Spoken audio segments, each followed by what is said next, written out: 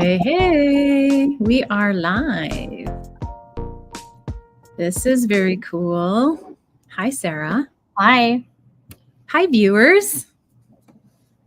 If anyone can send any chats or just say, hey, any comments, anything, I'd appreciate it so I know that this is working. Because this is the first time I'm using this. But this is fun. So we might as well just go in. Dig deep. Yeah. Hey, Sarah. So everyone, this is Sarah Palazzi. She is here, a therapist with Dig a Little Deeper. Hey, Mona, thank you. And this presentation came about a conversation that we were having one day. And I was unfamiliar with something that Sarah shared with me about some of the behaviors that are taking place on social media. And we were curious just to see what is it that's going on? What's compelling people to behave in this manner? And from that, we offer you this. Right, Sarah? Yep. Okay, take it away. I'm going to present here.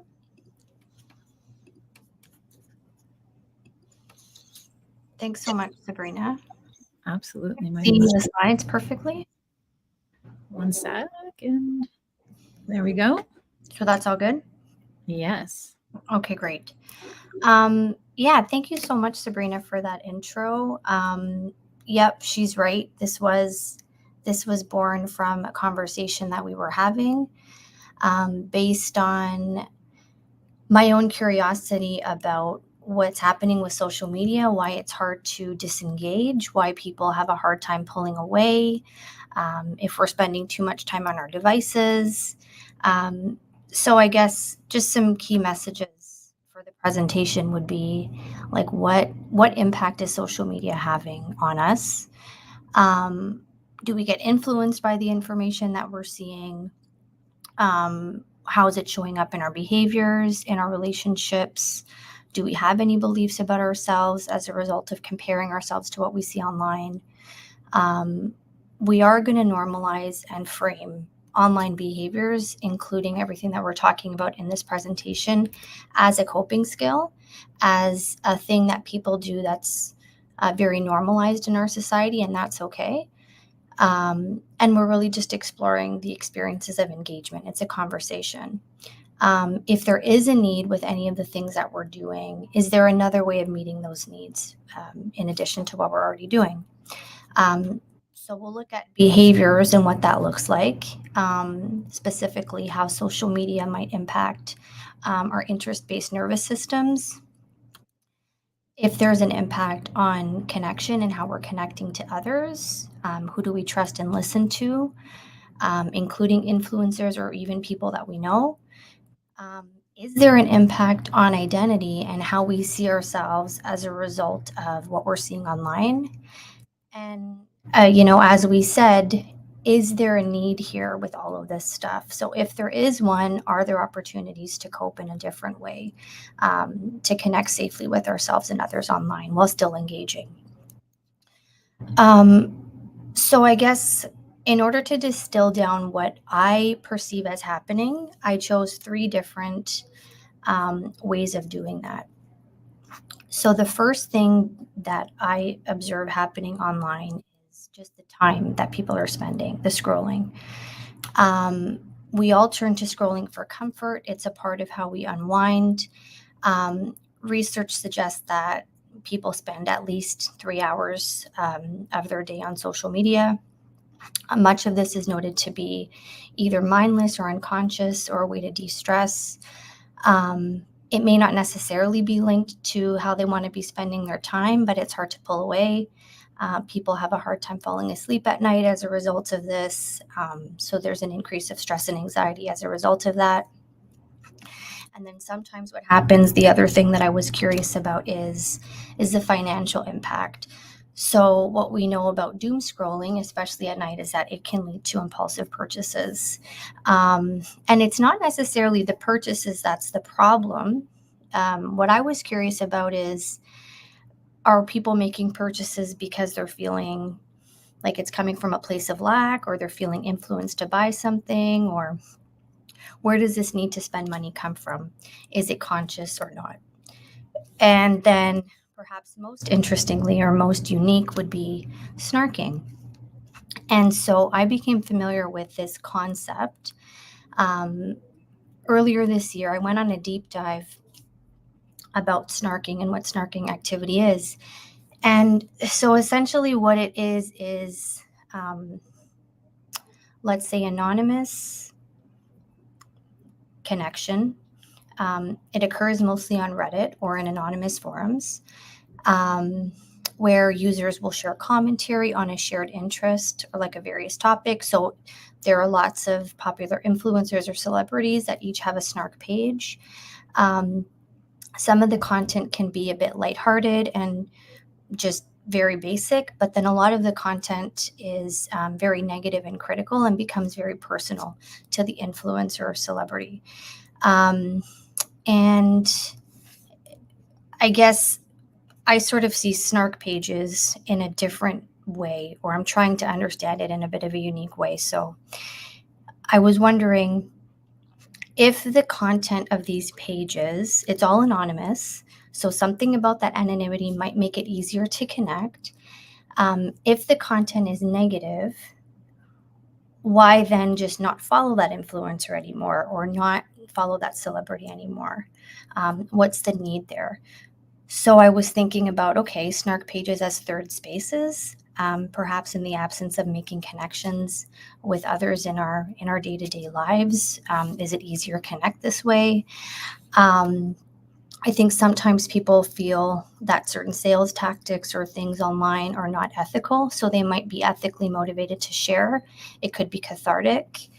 And maybe it is safer to share anonymously because they won't be attacked. Is this communication on our own terms? It appears to be very negative, but is there something else happening that's making it important for the people to engage in that way? So those are the three things that are happening. And as a result of those things, there's always going to be opportunities for dopamine rewards to be embedded in these types of behaviors. We know that social media is designed to be addictive and keep us there. It does allow for a much needed break at the end of a long day. It can allow us to separate if we're feeling overwhelmed, but we often get stuck in that. And so what dopamine does, it's the reward chemical. And if we're low on stimulation, our brain's going to crave dopamine boosting activities, which social media is full of. We get a notification, or we make a purchase, or we talk to people. It's all there embedded in this loop. And we know that depression, stress, ADHD, anxiety can also affect dopamine levels as well. So it's often harder to control this than we think it might be, which is why we get stuck online. So especially if we're turning to social media from places of boredom or loneliness or needing to procrastinate, we're likely to continue feeding off of this dopamine system and experience time blindness and are unable to get off. The other way that I was looking at the impact of social media is connection and relationships. And there are different ways of connecting online. Sometimes it's with people that we know, so friends and family, and we might be happy to see those notifications. We might want to know what's happening in their lives, and that's all okay. And sometimes it's with people that we don't know. And we might call this, especially if we're engaging with an influencer or celebrity, a parasocial relationship, which is essentially just a one-sided connection. So we feel a bond with somebody, but they don't necessarily know who we are personally. And we know that relationships are important and they're linked to well-being. So I became curious about this. Is the need for connection in our lives so important that it actually doesn't matter if we know the person or not, and that content is going to be just as evocative? If an influencer posts something encouraging their followers to make a purchase, or if we see somebody from our lives that gets engaged, what feeling is that evoking in us? It could be activating in different ways. So sometimes we can be happy with what we see and be, engaged with that in a positive way. But I wonder what happens if that changes. What are the things that we tell ourselves when we start to compare ourselves to what we see? So we can start by wanting to make connections with people and feel connected. But then I was wondering if too much of that leaves a sense of feeling disconnected. And then we turn inward. And that's when we might start to have an impact of our identity. And all of that is pretty normal, by the way. Like, I'm not suggesting that there's anything wrong with engaging in social media in that way. But oftentimes, when we might be feeling activated about something that's happening outside of us, could it be a clue to actually turn to ourselves and wonder if there's a message there? So, not only looking at sort of the impact of social media on our behaviors and how we're spending our time or how we're spending our money, but how we're speaking to ourselves and what speaks to our identity. If influencers exist in a marketing system that's designed to sort of tap into what our insecurities are, then a negative self-concept could be very leverageable in that way. And if we turn to social media, if we're lower, if we feel lost and disconnected, could we possibly be looking for influence or for support or for help? And then when we don't get that, what happens? So it could make sense why it becomes so disappointing with these experiences of engagement online, which is why we need to maybe snark or need a different way to cope with what we're seeing. So at this time, we're about halfway through. Sabrina and I were thinking that we could have a discussion about some of these experiences. We did receive some questions ahead of time that we can speak to. Sabrina, did anything kind of pop up in the chat as we were going through? Not yet, but I am sure that people will let us know shortly as they simmer over all the discussion points and topic points that you also evoked in our own self-reflection. Yeah. About how we behave in social media and why. And, it's interesting because maybe some of us never really thought there was a deep hook, right? There was a really important or weighted need to engage in some sort of connection. Maybe we thought it was just, pastime, perhaps. Yeah, we have a question that came in before with a registrant. And the question is the comment in question. I use my phone for everything. And because of that, it is so easy for me to end up on social media and doom scroll. I hate getting sucked in so easily, but I also can't bring myself to put the phone down or close the app. What are some ways I can set better boundaries and or practice better self-control? That's a good question. Great question. That's a perfect question. I think we all have that question. Our phones are very convenient, but we get so sucked in. And the videos, everything is so short now, and it's so catchy. So I guess a couple of things that you could play around with the boundaries part, right? Because I think with this stuff, we have to be maybe strategic or intentional in how we're spending our time. So if we invited some intention into how we're spending our time, so including if we know that we like to use our phones to unwind, could you build that in and protect that into your schedule so it's not interfering with the other things that you have to do, so that you can actually get that benefit from the other things that you have to do? So you might not actually have to go back to use your phone for that dopamine reward, right? So that's unconscious. So if you have an opportunity to have that protected time in your day, you could try that. You could also, sorry. Go ahead. We also have some tools, like actual tools to assist anyone who's seeking actual tangible things to help them. Yes. Yeah. Okay. Yes. So we'll speak to that too. And an example of a tool would be like using a timer or an app. playing around with the notifications on your device. So if you use Instagram a lot, maybe it doesn't have to be on your home screen. Maybe it can be tucked away somewhere out of sight. If you have a timer built into your phone, you can sort of let it go off after you've been on for whatever you deem is an okay amount of time. And then you can have that check-in with yourself, like, hey, do I really want to continue using this thing? Mhm. Or do I want to have something else to do? Yeah. And then it might be hard to stop, so you could pair a different activity right after. So you can get right into doing something else afterwards, like cooking or cleaning or getting into what you have to do. Mhm. And then the other thing that I'm thinking about is you could play around with the physicality of things. So if you really need to lock in and get something done, but you don't want to have the pull of going back to your phone, keep it in another room or keep it away from you so it's not, always there. And then, yeah, like if you are noticing that this is a pattern and you're really not sure about this, you can always work with a therapist, one of us, to help explore some of these symptoms. Like if this is actually a pattern in your life and you have maybe tried to do some of these things that I'm sharing, but it just doesn't seem like it's fitting, Mm. we can always support you with that. Yeah. Okay. Next question. Amazing.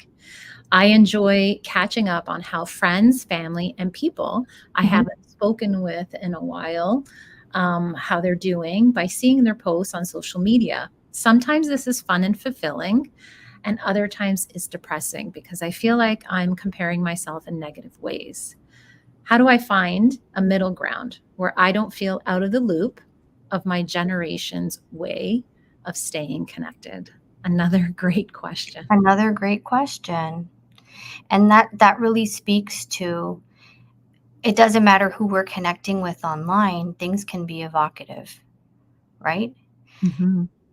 So this is reminding me of that comparison, comparing ourselves in negative ways to what we see. Um, the one thing I'll say about this is that we often have the most negative filter on ourselves, right? And not the same negative filter towards other people. Sure. So we often compare the most negative version of ourselves to somebody's very curated, highly selected, strategic picture that they've put. So Oh, it's not really a fair especially social media. comparison. It's Yeah. not really fair. We don't really know what we're comparing ourselves to. Mhm. Mhm. So that's just something to always remember. Whatever meaning we're assigning to what we're seeing may not necessarily be reflective of what that person is going through. We don't know. All we know is what it's invoking inside of us. Are we jealous about something? What is actually happening? What's this evoking inside of me? Yeah. Where is my upset coming from? Are they doing something that I would love to do, but I'm just, you know, feeling not confident enough to do it? Um, is this a change that I want to make in my life? If we are turning to social media from that negative or low place, a place of boredom, we're already going to be low. Getting that shock of something negative that we perceive as negative is going to be there, and it's going to bring us even more down. So sometimes if things catch us off guard, that's a nice time to take a bit of a break, and you can like check in with somebody. So if it's like an update from your social circle or your family, like you could run it by your partner or your friend to commiserate with that. Like, am I interpreting this weird? Like, how do you interpret this information? Like, talk about it with somebody that you can trust. Um, but it's a very normal experience to compare yourself to what we're seeing, and it's really hard to catch that. I remember probably about 7, 8 years ago, I was reminded Mm. to look at everyone's channel, like everyone's posts and things, their history, and realize, like, you know, become familiar with their story and ask yourself, where's the dirty laundry? Where's the dirty house? Where are the real experience that everyone is going through? Because when you're watching through their story, Yeah, you're seeing an yeah, like a unrealistic, or it doesn't include all of those very real things that happen in everyone's lives. And so when I was able to reframe that and say, oh yeah, that, like, people just post what's going well or what's sick, what they're Right. happy about, but it doesn't mean that they're not having other relatable, you know, experiences that I might be feeling. Right. Yeah. And yeah, how do we catch that? Like, what would be that reframe to hold on to? Is it just like, wait, this doesn't reflect everything? This isn't the whole story? Maybe that's part of it, for Yeah. sure. Yeah. It was a good reframe for me. Yeah.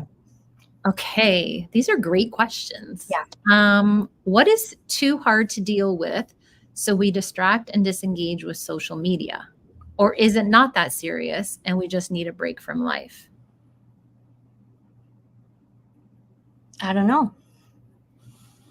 Well, What is too hard to deal with yeah. so we distract and disengage? Yeah, well, there's a lot of things. I think that's a very deep personal, Yeah, that's personal for everybody. because That's you can personal be, for everybody. yeah, yeah. It could be for a lot of reasons. It could be any type of relational issue that's going on, anything that you might want to avoid. Some Yes. people want to avoid Right. going to bed, you know, We want or to go or in Kindle. Yes, exactly. So it could be that avoidance. It could be we need this to distract because we're not getting fulfillment in other areas of our life, or there's something painful happening that we just need to disengage. That might be a good question that people might want to answer on their own. Is there something going on with me that's making it hard for me to pull away from social media, or am I engaging with it in a weird way? Like, am I being more susceptible to what people are saying online, or what people are doing online? Or do I feel like I have a pretty healthy relationship with it and I can walk away relatively unscathed, and it doesn't affect me that much? Yeah, I think that's the answer, is actually being aware of how much it's impacting you. Right. Because it can act like a break. It can act It can. in a positive way. That's And, right. I know people I love dog videos because I have a dog and I'm a dog Right. lover. So that's not too serious. No. And the line of this is helping me, because again, it's all coping, right? The line of this is helping me versus this is actually not helping me, or this is actually pulling me further away from either my values or how I want to spend my time or anything else that's important in my life. The line is kind of, it moves sometimes. It's variable, and it's probably different for everybody. Absolutely. And since we are coming up to time, we Yeah. have one amazing, amazing last question. What do our emotions and reaction towards social media remind us of? So, in what areas of our lives do we notice those same reactions? What do our emotions and reactions towards social media remind us of? Yeah. Yeah. Like, what if I'm having a reaction to something that someone posted? Yep. I think the connection is they're asking, is it a reflection? Maybe not in what areas, but maybe is it a reflection of something else? Yeah. Perhaps. It could be, where else have I felt this way, or in what other areas of my life do I notice this? Mhm. Yeah, I think, what do our emotions and social media remind us of? Again, another personal one, right? If people answer that, I wonder what it would be. Is it a fear coming up that's speaking of, oh, I would love to put myself out there in that way, like unapologetically, as I perceive others, and I'm not able to do that, or I don't want to do that, but I see other people doing that. Is it a resentment or an anger because other people look like they have it easy and my life's not going that way? Yeah. Like, where do we notice the same reactions? Do we get just as upset in our close relationships to what we see? Do we judge others so openly, or do we need a distance there in order to make a judgment from somebody? Yeah, again, Questions. I love that they're engaged in conversation. yeah. Jennifer suggested thinking about the line moving is a great way to think about it. Thanks, Jennifer. Yeah, Yeah. that's nice to hear. Great tip. Great tip. Well, we have here about 5 minutes left. If anyone has any asks, any questions, I'm going to give you an opportunity to engage now? And if not, maybe we can even add one more question here. Oh, we have to take you back. Do I the have to take you tools. back. We got to do the tools. Yeah. Bring your comments, post them here so that we can answer them. We've got, like I said, about 5 minutes. Mhm. Take it away, Sarah. So we can get into the tools. Would that be okay? Absolutely. Okay, great. And we're going to send a follow-up with these listed for everybody with some examples of what to do. So I thought that we could just put some high-level tools for people to explore. So if you're noticing that, because you're not going to maybe resonate with everything that we discussed, maybe your observation about yourself with this information is it is more of a behavioral thing. Like you're just not crazy about the amount of time you're spending, but everything else is okay. So this might be where you want to lean into the timers and apps. If you're spending too much time online, because you need that dopamine reward, what are some other ways you could build that into your life? So having a gratitude practice built into your day, just as a reset or a way to reflect, could help shift that perspective. Inviting a pause in, either using a timer or just a check-in with yourself about what that looks like. And then checking in with your routine and hobbies. Do you have enough of a baseline there that you're comfortable with? Do you have enough other things that are keeping you engaged and motivated? How do you make your routine a bit more enjoyable so that we don't need to pull into social media for that reward? If you're noticing there's something with the relationships or there's something with the connection, and it doesn't have to be with social media, it could just be evoking a separate observation inside of you. How do you strengthen and reinforce the existing relationships that you have? That's what I was sort of thinking when I came up with this, right? So if we're connecting with people online, how do we pull back if we're noticing we're not enjoying that as much? So you can, try to connect more with the loved ones that you do have access to, friends and family. Sometimes it's really nice to volunteer or engage with people in another way like that. Spend time in third spaces like a coffee shop or a gym, and be open to the conversations and relationships that could come from that. And then if you're really thinking that you're having a hard time with this, working with a therapist or a coach, IPT, that's interpersonal therapy, to help you target anxiety, depression, stress, using a focus on interpersonal relationships. How can we strengthen the relationships that we have access to? And do we need to create distance with relationships that aren't working for us? And if you're looking for some deeper work, perhaps like digging deeper into the identity stuff, again, either with a therapist or a coach or even on your own, we'll provide some guidance here. You could think about like what your values are. Does social media and the way that I'm engaging with it actually reflect the values that I have for my life? How do I think about myself? Leaning into self-reflection or self-concept. If it's more of the spending piece that you're curious about after this conversation, perhaps looking at financial management or having a bit of a reflection on what your finances are like to see, if your money's actually going to things that are adding value to your life. So that's what I got for the tools. Can I ask one more question? Because I think this is a really valuable one that came Sure. in and would not like to go, Sure. it'd go unattended. Mm-hmm. Okay. Be ready, Sarah. Okay.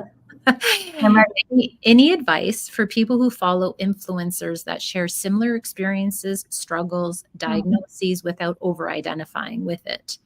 How to find balance in engaging with the content, but it not overpowering a person's sense of themselves, and how to continue differentiating between self and other that they may identify with?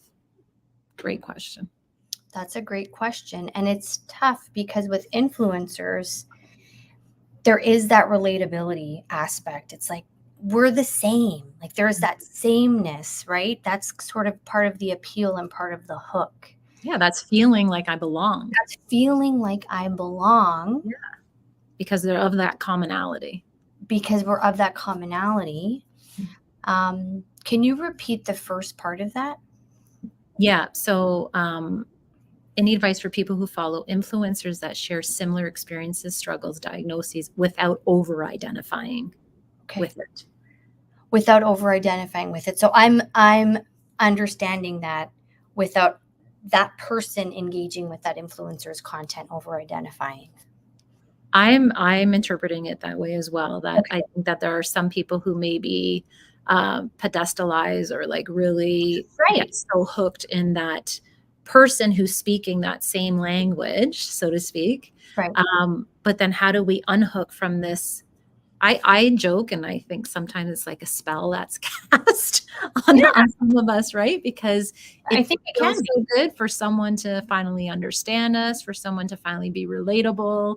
Right. And so now I start to really take their advice and all the things that they're doing. Or so I think it's about also maybe that discernment, Discernment. of Yeah. what I'm. Right. Taking Mhm. what you see, what resonates with you, and then is this an issue of, or do we trust ourselves enough? Or it's again, but it's tricky because of that pedestal that people are on. If they have a platform, we might unconsciously believe, whether we actually think it or not, they must be right. I might be missing something, or I might have to change my ways in order to be more like them, or if it's working for them. I guess what I would say to that is, again, we never really know, and it's hard to measure ourselves against another person, even if it's like this person is talking about their experience with anxiety or depression, and I have anxiety and depression. It shows up differently for everybody. So again, starting with what you're noticing, paying attention to what is evocative for you. Mhm. Is it that you feel like they're managing it better than you are, or you feel like they have a different experience than you do? Starting with the specifics of what you're paying attention to, and then exploring that a little bit. And if you don't want to over identify, how could you create some distance between yourself and that content? Do you need to check into their page less? Do you need to mute their notifications? Or do you need to get a different perspective? And that's where you talk to your friends or people that you trust, or a therapist or a coach about, especially if we're talking about mental health stuff. Who are the people that you can trust? Because we might resonate with an influencer, but it's hard to actually trust them because we don't have an opportunity to have an actual personal relationship with them. So it's good to have that discernment of, I don't want to over identify with what I'm seeing. So if you're already somebody who's making a comment like that, I would just continue to trust yourself. Yeah, I was going to say that to the second part of the answer, how to find balance in engaging with the content, Right. but not be overpowering. I Yeah. would, to that the person's sense of self, and how to continue differentiating. I would say and recommend that Yeah. you continue to work on you. Yeah, man.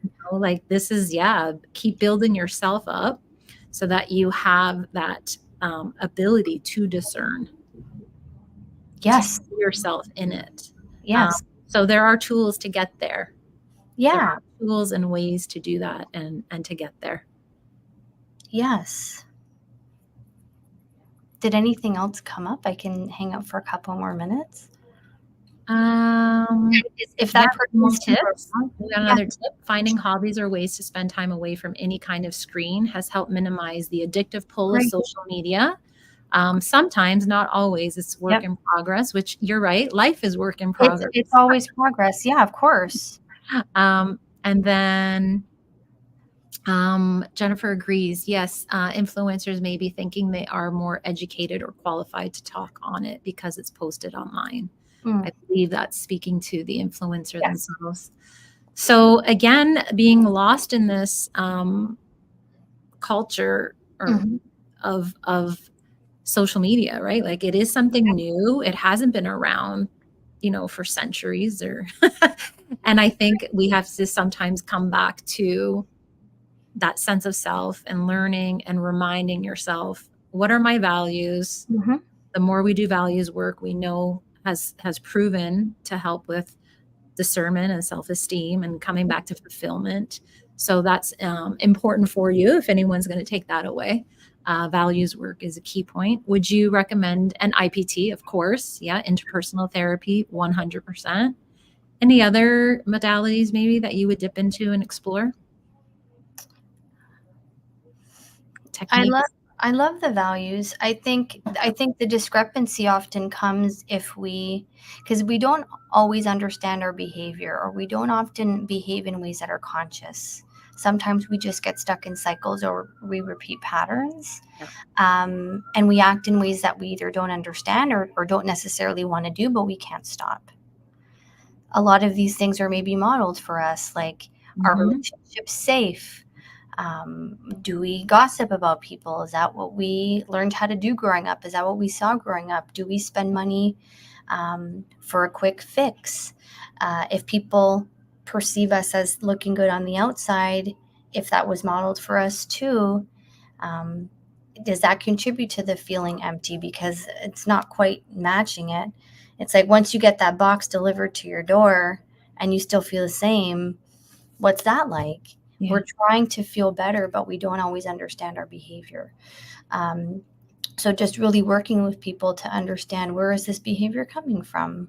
What's happening here? How does this help you? So just looking curious, being curious. Just as you were about this whole subject, and us bringing this together to have this conversation. We are curious to learn more from the audience, from the participants, because we want to be able to help you. That's right. We do want to be able to help the community. Yeah, exactly. Yeah, exactly. We want to be of service to the community, and we appreciate all the comments and questions, because it helps make our content more specific to what you guys need from us. Yeah. And I just appreciate people being open enough to hear me out on this sort of new topic, or a different way of understanding some of these experiences. I thought it was great. I thought from the moment you're like, Sabrina, did you hear about this? And I was like, what? Tell me more. So I was, so happy to be here with you, but also to learn about this, and really, again, just be reflective of our behaviors. Yes. So good. So do you want to close then, Sarah? Yes. That's all that I got. The next slide there. That was just that one's just a QR code to get in touch with us. Yeah, staying in touch. These are all the ways you can stay in touch with us, for sure. Yep. We know it's not easy to, take a step forward, and sometimes can feel intimidating to ask for help. But sometimes it's maybe just asking for an opinion, a perspective, maybe a strategy, so by reframing your way of seeking therapy, it might serve your life, and in the goals that you have, and the fulfillment you deserve. Yeah. Okay. Yes. Any closing thoughts, Sarah? Just thank you to everybody for being open. And it's hard to carve out some time in our busy schedules. And so thank you for being present with us for the last few minutes. I really, really appreciate it. Well, we have a great comment from Jennifer. Great discussion. We'll reflect on those tools Sarah talked about. Thank you. Thanks, Jennifer. Thank you. And we continue to welcome comments even after. Feel free to reach out to us. Yes, please. Yeah. And we'll get in touch with everybody who registered. Yeah. And if you're watching this on a replay, yes, then you can go to our page, digalittledeeper.ca. Under events, you'll see the Scroll, Spend, or Snark webinar. And by registering, you can receive a free download on the dopamine loop, which also has some tools and some information available for you. You can also just email Sarah at digalittledeeper.ca, and she'll be happy to provide that download as well. So let us know. Keep in touch. And if you have any ideas for future webinars, please Please, let us know. Please yeah, comment. We have an amazing group of therapists, yes. coaches, counselors that are on board and willing and ready to, do more for our community, because that's where our hearts are at. I think I love this group. I'm so proud of being here. Yeah. And Okay. especially if something resonated more with you than others.